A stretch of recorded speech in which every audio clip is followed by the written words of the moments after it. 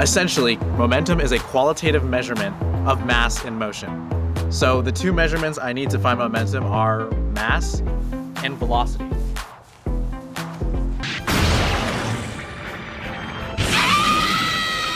The bigger an object's mass, the more momentum it has. The faster an object goes, the more momentum it has.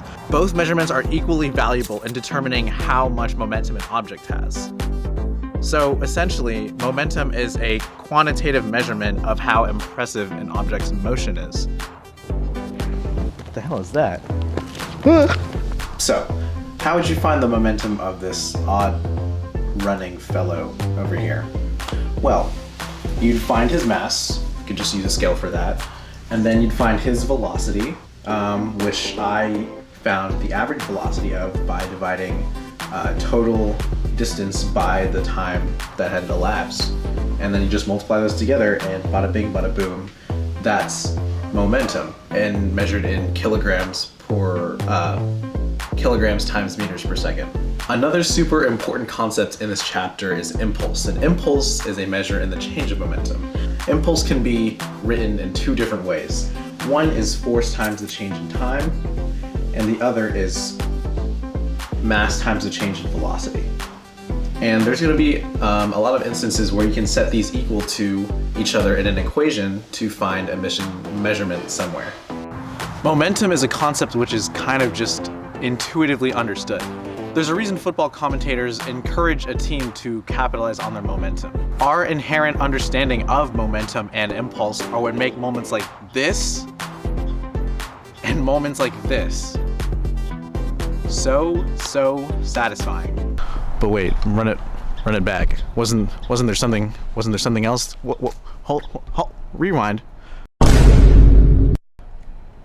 What was that? Was that a collision? Whoa!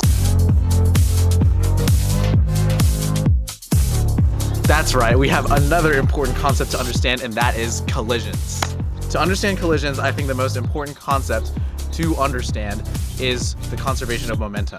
In a system, or when you're observing two or more objects, the momentum of the system must remain the same before and after the collision happens. Here's a satisfying example of an elastic collision. The swords bounce off of each other. And you can set up an equation like m1 v1 plus m2 v2 equals the final m1 v1 plus the final m2 v2, and find any missing measurement in this system by using this equation. Yeah, my life go in the middle. You can do something similar for inelastic collisions, or collisions that stick together.